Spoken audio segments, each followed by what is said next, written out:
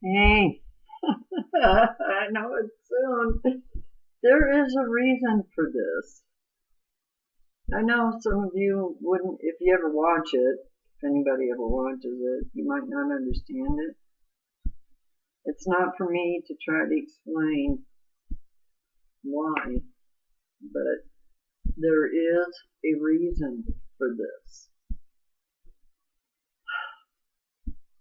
For one thing, it's almost Mother's Day, but that's not the reason.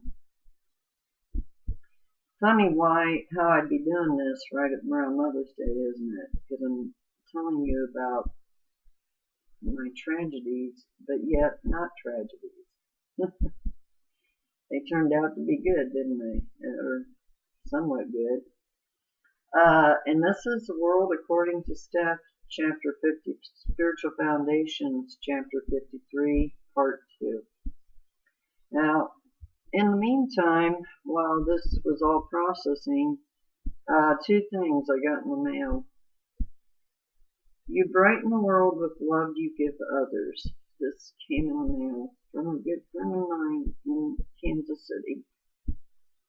And when you open it up,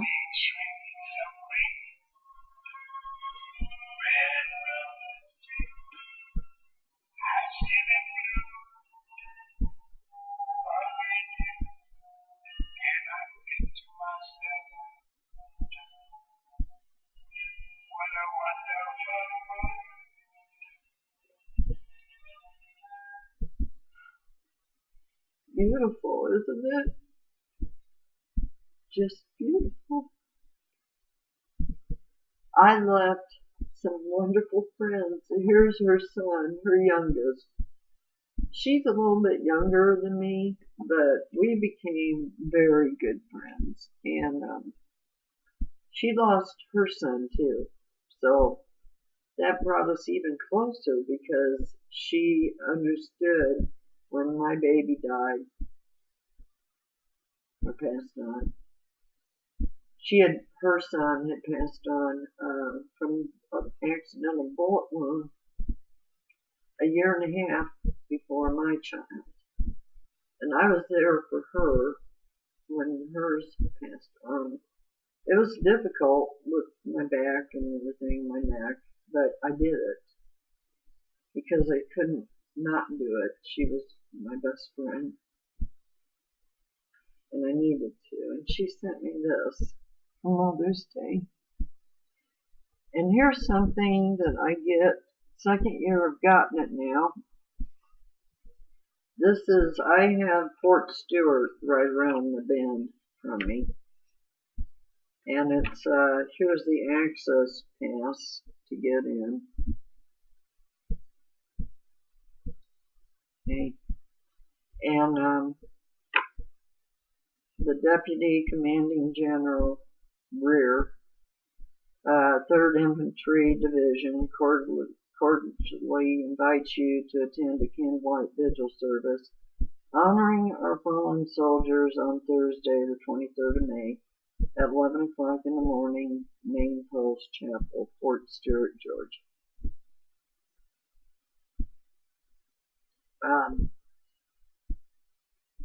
My boy was an honored veteran. Matthew passed on. Matthew died 2 years ago. If you've watched any of my videos or you've been on my page, then you know that I lost my dear son, Matthew. And, you know, he was just a shining star. He really was. And I couldn't stay where I raised my two children, Matt and Rachel. I just couldn't stay there. So I moved very, very, very far away. Now, some might think it was running away, but it wasn't. It wasn't at all.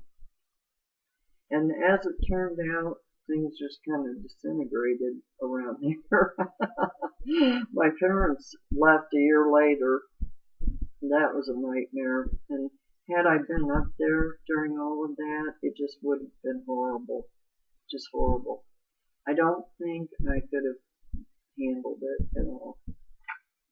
So it was a good thing. You know, everything is meant to be. That's something that I always say and I believe.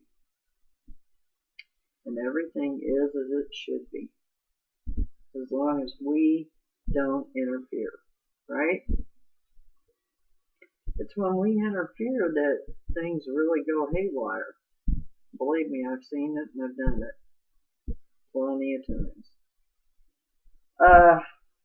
I won't be going to this. I'd never be able to stand it emotionally, spiritually, or physically. It tells here how to get in. This is the thing I have to put on my car so that I know how it works. I visited Matt twice on a military base. But,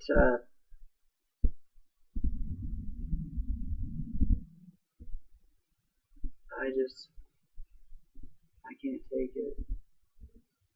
I really can't.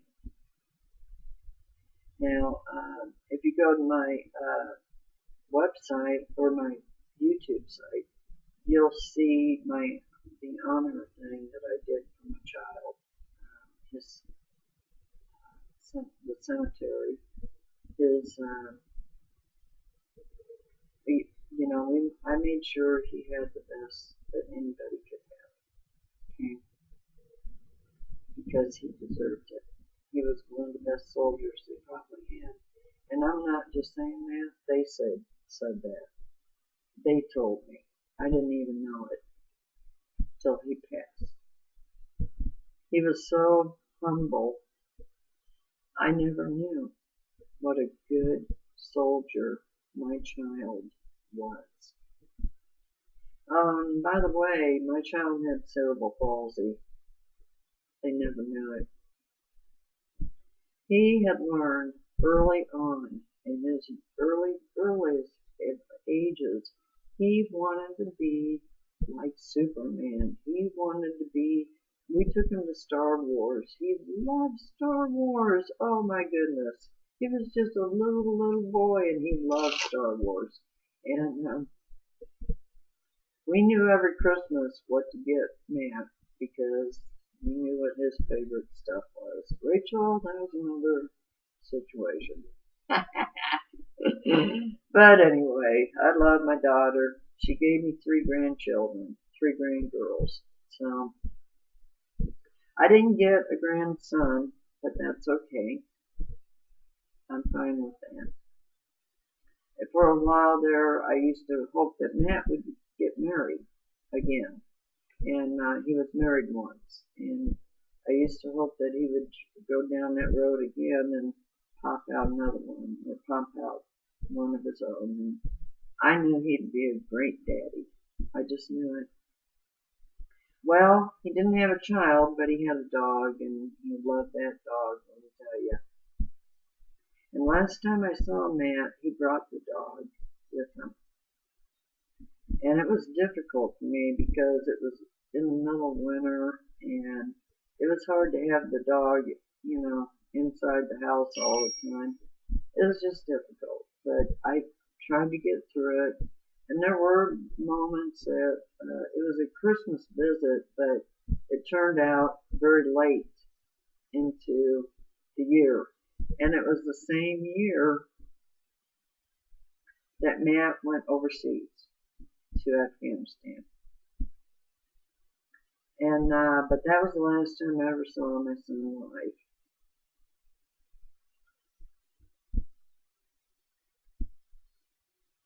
I'm sorry.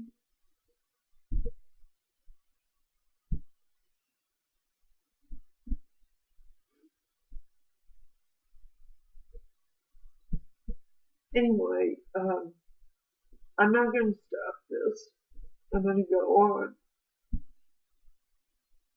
because I have some miracles to tell you about, and I want you to listen to me and hear me well because they were real miracles. If you don't think mother and child do not bond, think again, because I'm going to tell you about something. In the last video, I mentioned that my little girl and I, when Matt had just started kindergarten and first grade and all that, we used to watch the Bozo Show from Chicago every single day. We had a regular routine. I worked nights, and her daddy was at work, and I took care of her during the day, and then we'd trade off at night, and so they hardly had to be babysat. And it worked out really good for a while. But anyway,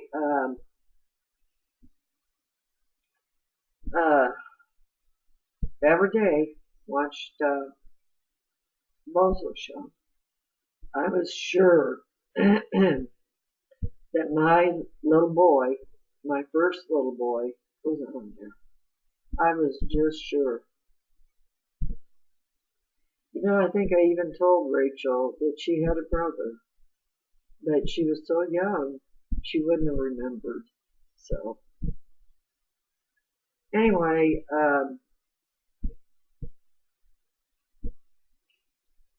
when Brian, which is what they changed his name to, and if you've watched any of my earlier videos, I mentioned in it that when I made the decision to let them have him, they were not to change his first name, but they did.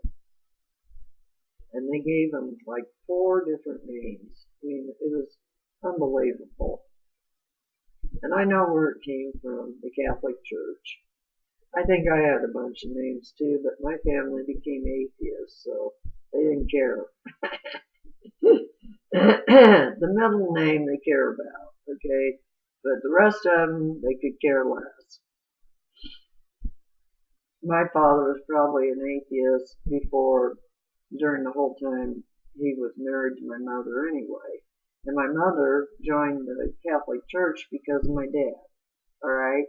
So, figure this one out, right? Unbelievable. Anyway, getting on with it. Remember, we got a ladder here. We got this ladder. And I'm still climbing it.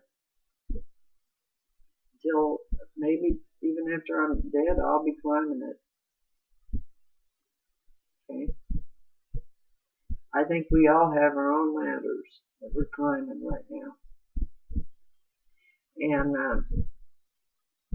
I said in the last one that Brian called me on his 19th birthday, and we reunited. He came down from Chicago to Kansas City. He drove down. And Matt was 15, Rachel was 13, and they met their older brother for the first time. Now I'm going to tell you right now, Brian was a little angry at me because he couldn't understand why he had 2 siblings, 2 younger brother and a sister, and he couldn't understand why I would let him go at 8 months old, 7 or 8 months old. It really, really bothered him. It's pretty tough trying to explain to a 19-year-old boy that you loved him so much, but your life was in such disarray that you just didn't think you could give him a decent life. I honestly didn't think I could. And you know, I talk about it all the time, how we tell ourselves we don't have a choice. Well, we do. Now, we also don't regret the past. And I don't regret what I did.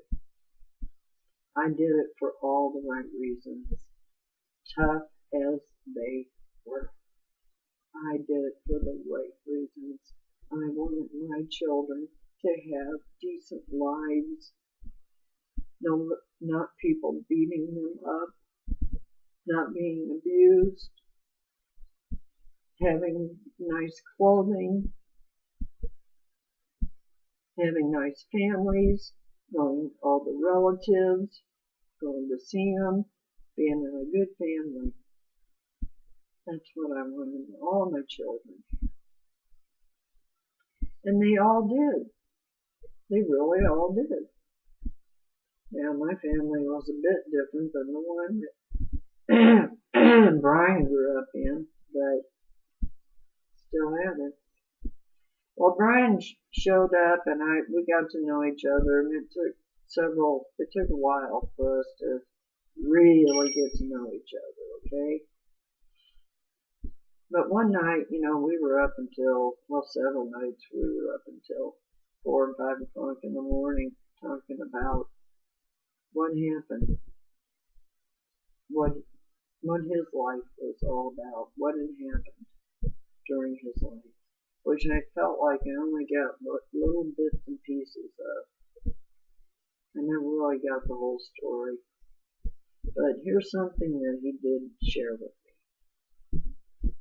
I told him about how Rachel and I used to watch the Bozo Show because I was sure that he was going to be on the Bozo Show and not just sitting in the thing, watching, but actually being a contestant. And he said, I don't believe it. And I said, what do you mean? And he said, when I was 10 years old, I was on the Bozo Show. And he gave me the video, and I watched it. And there he was. Contestant number 2. There was my little boy.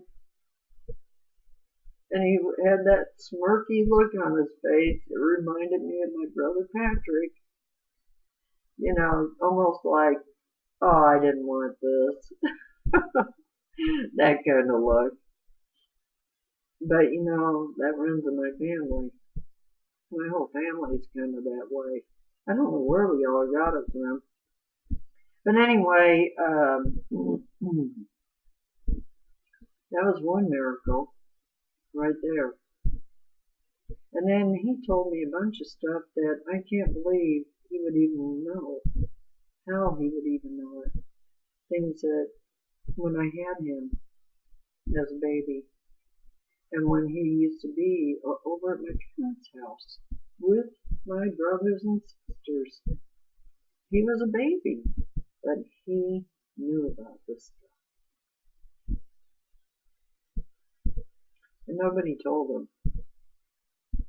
No one. No, it was amazing. It really was. And he got to know Matt, and he got to know Rachel, and Rachel was taking horseback riding lessons at the time, so I'd take him with us, and he got to ride one time after the lesson was over. We all did. I hated riding a horse. I love riding a motorcycle, but I hate riding a horse, okay? What can I say? But anyway, Matt loved Brian. Loved him. Just adored him. He was happy that he had an older brother. It made him so happy that now he had an older brother. And Rachel, I don't know how she felt. I think when she was a teenager, she was okay with it. But then later on, Brian did some things that upset her. And it doesn't take that much to upset my daughter. I'll be honest. I love her with all my heart. but unfortunately, there are some, maybe I spoiled her. It's very possible I did. And she doesn't feel like it, but I have a feeling I did. Anyway, moving along here, my life is much fuller than this. But these are the big parts. These are my children's parts that I needed everybody to hear about. And I didn't even stop to think that this is Mother's Day coming up. You know, I hope somebody watches these because they're very important. And now I'm going to talk about this ladder. Okay? Now, I had some, now we're going to talk about me and my issues, this pride problem that I had. Now, I knew about being humble. I understood that. I never had any issues with that concept. I always thought it was great, but the problem was I wasn't humble. Not at all. Not in one little bit. No humility here. And, but I did have a big heart. People just never got to see that big heart.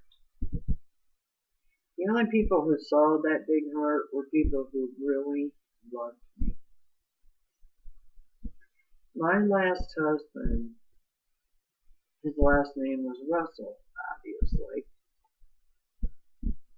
He and I loved each other tremendously.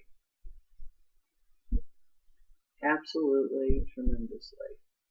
But the sad thing is that he had some serious issues in his life that he just simply couldn't resolve. Maybe he is now, and I always pray that he does. But the point is that it just didn't work out, and it didn't work out because of problems with alcohol. And I told you I had a tendency to always pick alcoholics, and I did. And Tom, even the kids really liked Tom. Matt told me one time that he always liked Tom. And I couldn't believe it when my daughter told me she liked Tom too. Tom was a good man. When Rachel graduated from high school, we fixed up the garage totally. We cleaned it up. We painted the walls. I mean, we made that thing fantastic. I have pictures of it. I was so proud of my daughter because my daughter was pregnant with my first granddaughter, and she graduated anyway. So I was proud of her. And then just a few months after that, she got married. About a month and a half later, she got married. And then about, I don't know how many months it would have been, maybe, well, then the baby came in December, 1st of December. I think she was due in November, so we weren't real sure just when she arrived. But Brianna is my little painter. Well, she's more than that. She is fabulous. I've shown a lot of her artwork. Anyway, what I want to go on with is some things going on in this world right now. You know, I have another community. I have two communities that I started. One of them is for people that are challenged, like me. Everybody's a little bit different, by the way. When you're disabled, you're not all the same. Nobody is the same.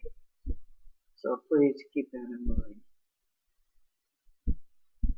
But If I could do a job, you betcha I'd be doing the job. I loved to work. Love it. And in fact, I still try to clean my house. And I'm not supposed to do anything like that. Nothing like that. But I'm a stubborn woman. And I do things that I'm not necessarily supposed to do. And I pay a real terrible price for it. But anyway, I actually felt a calling to talk to you. I needed you to hear about a little bit about my life. I needed you to hear me carefully about my life. I'm going to tell you something about my son Matt when he passed. I don't care whether you believe me. It's the truth. And there's more. Matt passed away January, we're pretty sure it was the 27th, but because they found him laying on the floor of his apartment, still in his army gear from the day before, but they found him on the 28th. So that's why they've got it marked January 28th for the day that he passed away. Well, I know better. But maybe it was the 28th, but it was late at night. It was early in the morning. I know that. I was in bed that night, and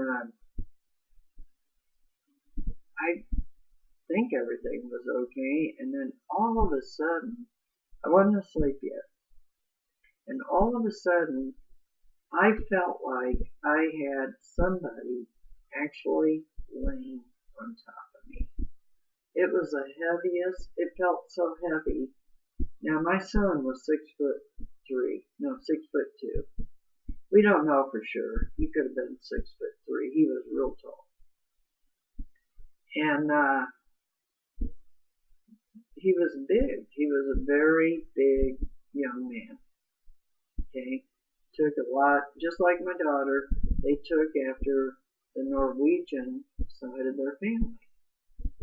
Now, Matt looked a lot like me in the face, but his body was big, like Rachel's, for the most part. A lot bigger than me, and I couldn't hardly breathe. Something was squeezing me to death. I mean, just squeezing me so hard. It was horrible. And then for a while, I thought I was having a heart attack.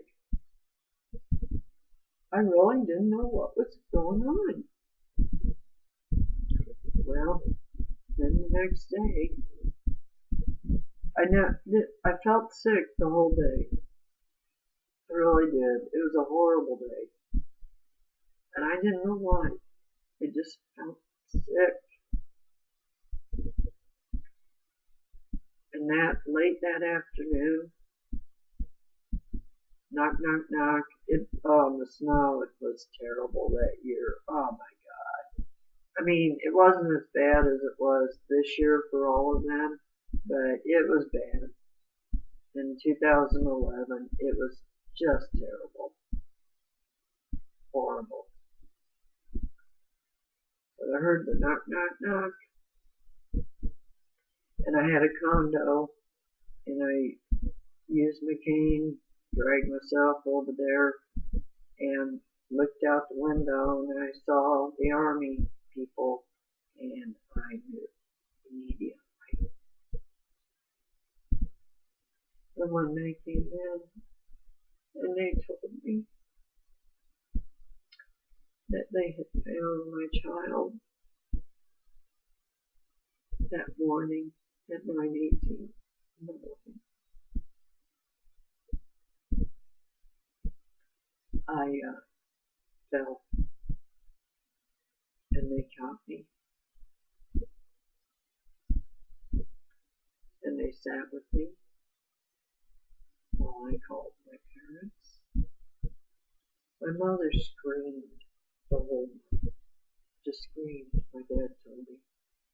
She just screamed. That little boy that was so important to our family was gone. Or not with us anymore. We lost our child again. Another child. You know, Brian is still part of our family, and we think of him that way, but he's still pretty mixed up, even after 20 years. He didn't even make it to Matt's funeral, and I didn't understand that.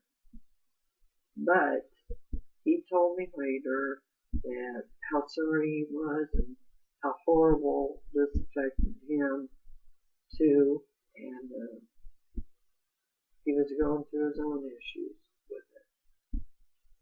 So I have to believe that, and I'm going to. I will believe what my children tell me.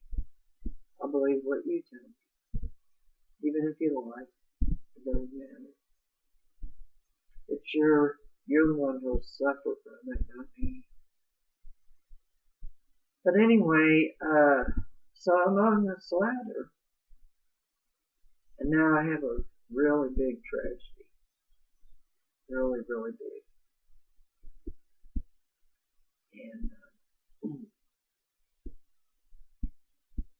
you know,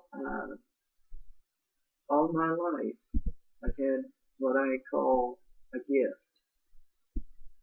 Sometimes it's a curse. I have dreams. I know some of you are saying, oh yeah, right. No, it's true. I've had it since I was a little girl. I have dreams from when I was 8, 9 years old and I still remember. I have dreamed about all the presidents and all the names. And by the way, Obama was not on it, but Clinton was, and Bush. It ended at Bush. That's where it ended. Now, I couldn't figure out what that meant. Still don't quite know. Okay,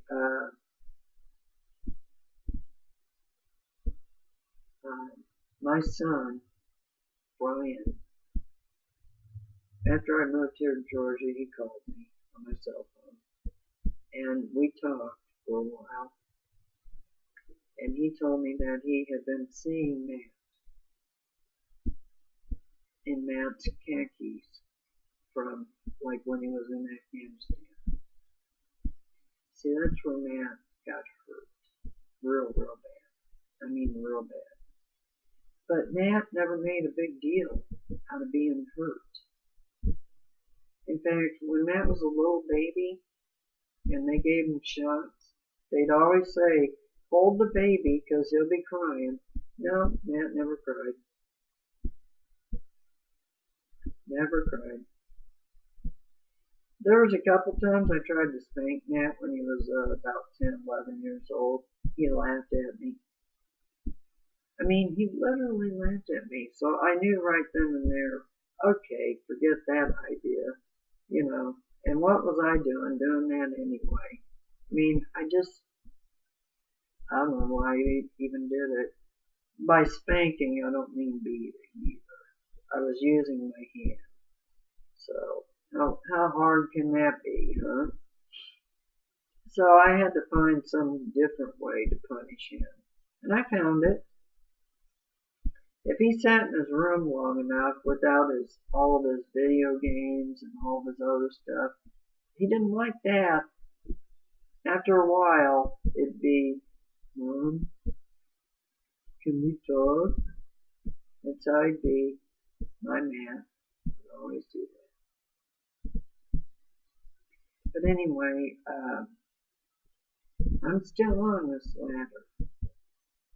But something happened about 19 years ago. It was almost like the ladder went the other way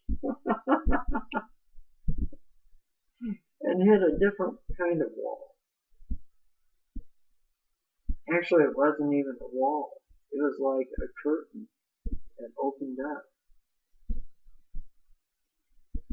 and it showed me who I really was and what I'd been doing to myself. Can you, wait a minute, let me get over here. You see this? See that rose? Okay, there's a wolf inside the rose. Well, the wolf is my mother's Native American tribe's totem. Okay? And the rose, I designed this. And the guy that did it was from South Africa. He was really amazed at the design. And he was worried it wasn't going to come out right, but it came out beautiful. And the rose was my blooming, my growing up, or my beginning to grow up. I'm going to spend the rest of my life growing up. 19 years ago, I made a choice, over 19 years ago, way over, almost 19 and a half years ago. I'd broken my lower back. That was a big deal. It brought to light all of the problems I had in my spine, but it really did a number on me, believe me. It did a much bigger number on me than any of the doctors or anybody tried to pretend until about a year and a half, 2 years later. And then they started finding out just how bad it really was inside there.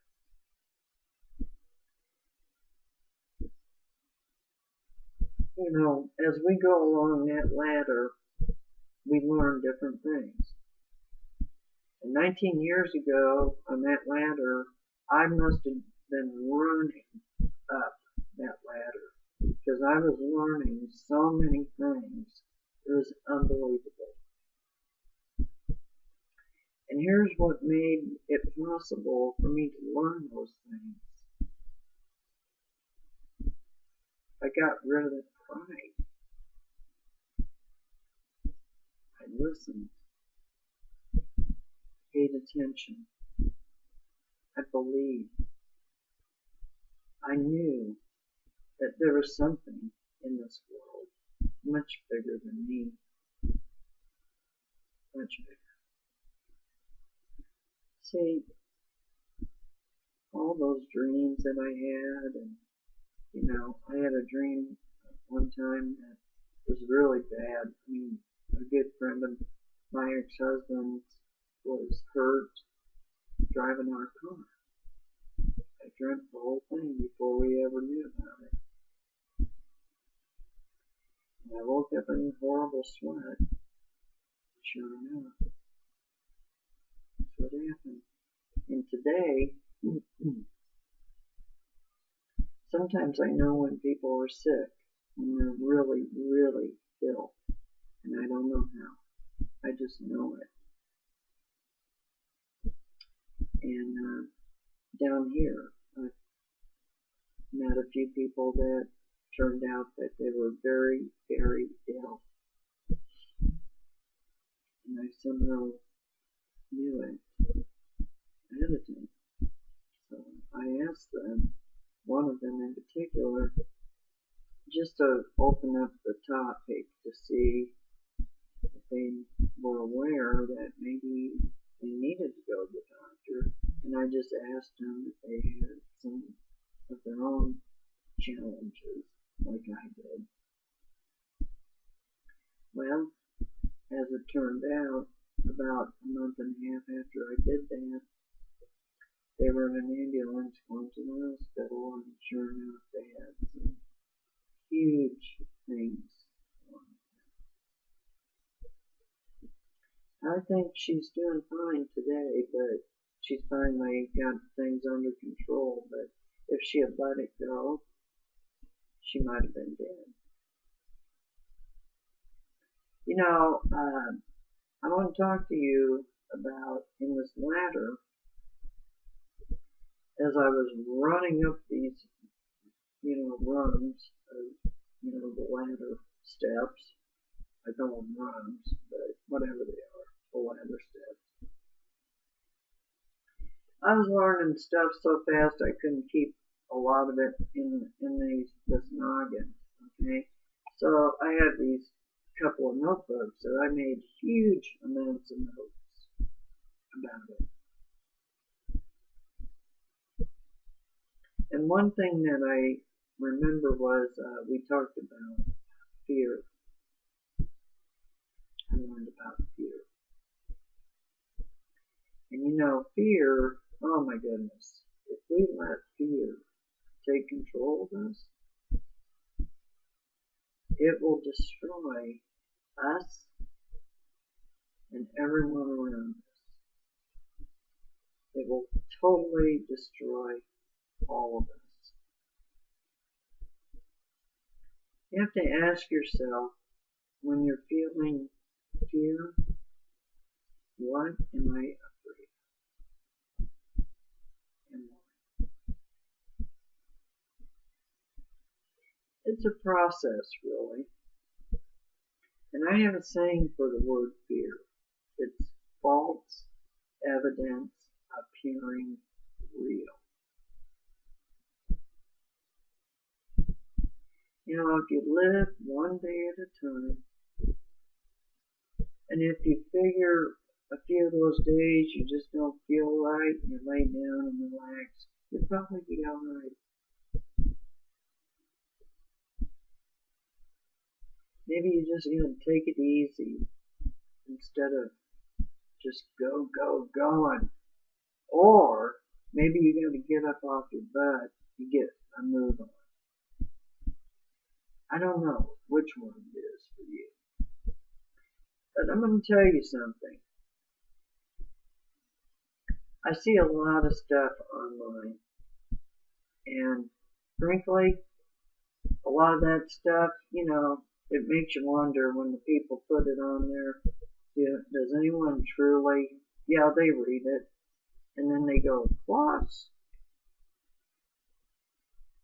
And they might even make a comment about it.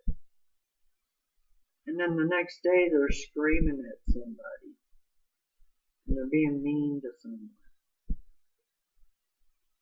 So, what's that mean? What's that all about? Right now, we got a situation in the United States of America that may not be very good. But there's a spiritual thing going on that we need to wake up to. There's an awakening going on. There is an awakening, but it's not what I think some people believe it is. It's time for us to change, to do the things that we were supposed to do 2,000 years ago. It is time. We have been given the instructions. Now it is time. I don't care what your religion is. I don't care if you're an atheist. Doesn't matter. I can tell you right now that there is something.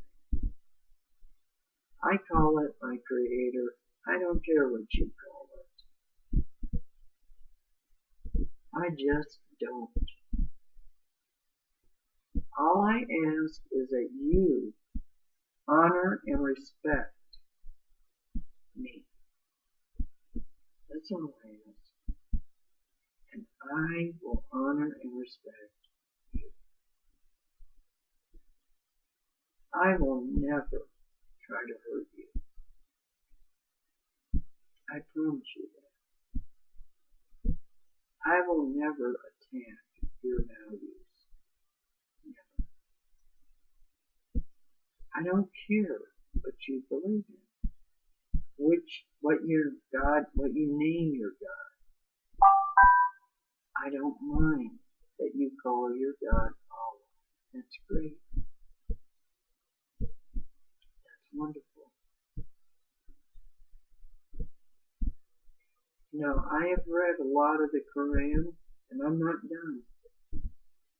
And for you people that don't know about it, not too long ago I put a blog out that I wrote.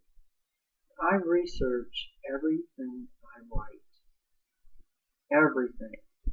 I go deep into deep, deep research. And I found out that Thomas Jefferson was signed into the legislature using his holy book. You know what that holy book was? The Quran. The 1763 edition of the Quran. So what does that tell you? If you don't believe me, check into it. Because I researched it, and I guarantee you it's true. And you know, we have a lot of quotes from Thomas Jefferson because he was an amazing man. He could foresee the dangers of what our country is doing right now. The reason I'm talking about the fear is because if people remain in fear, if they start to go into fear, our country will get into a very serious bad place. In fact, it's possible that some people in our government want you to be afraid. I am sitting here and I'm going to ask you to be brave, to show these people that you are strong, that you have faith, that you know that you're being lied to. We know when people are telling us a lie, don't we? I always knew when my children were lying. I can tell it when any politician lies about something. And I guarantee you they lie about a lot of things. I'm sorry, that's just how I feel about it. I'm 59 years old. I'm not a kid. I've been around for a while.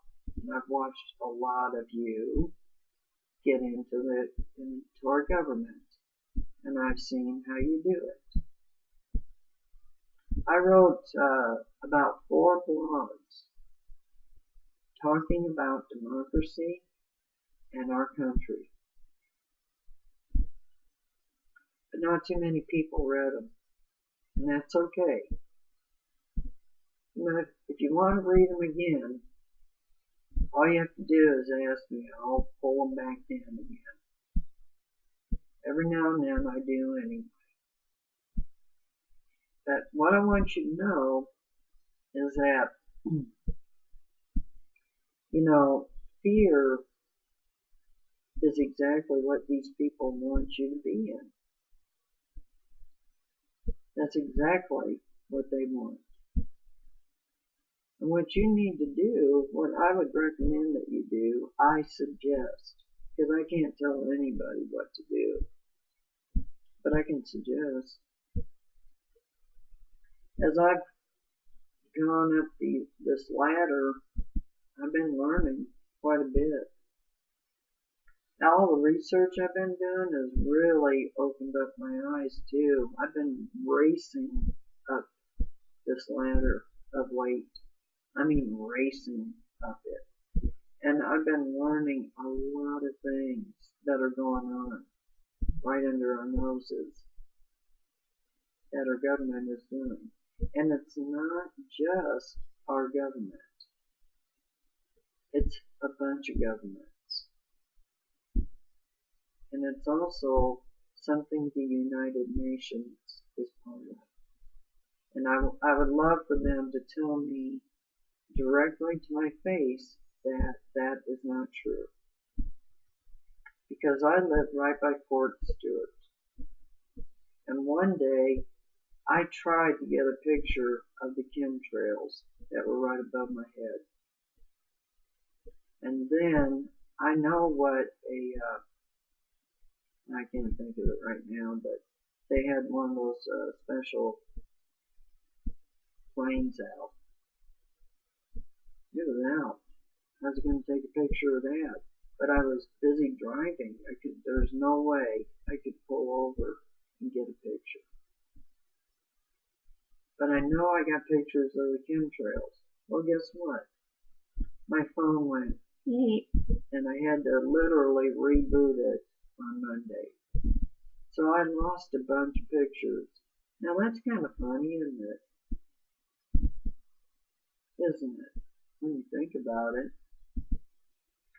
But, you know, it doesn't matter. It really doesn't. It's out of our hands. And what do you think we can do about it? See? That's what you have to start thinking about. Realistically. What do you suppose you could do about it? See? Are you climbing the ladder? Well, if you are, if you're thinking like me, okay, because as I climb the ladder, I do gain more wisdom, more knowledge, more understanding. And everybody does, if they open up their eyes and they pay attention. Now you could be learning stuff, but you also could be in denial.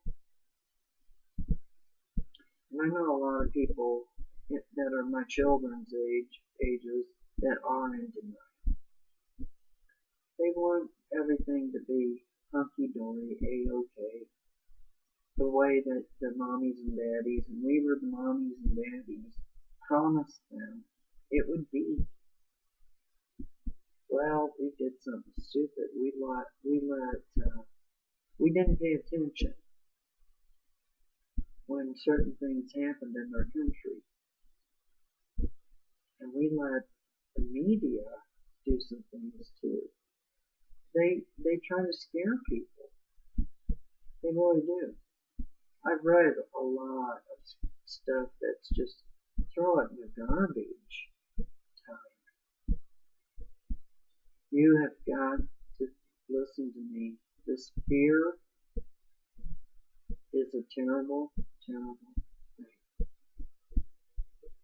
And there's nothing to be afraid of. You know, it's interesting. I'll bet, I used to know the percentages of people that believe in some kind of God. I'm just going to let it rain.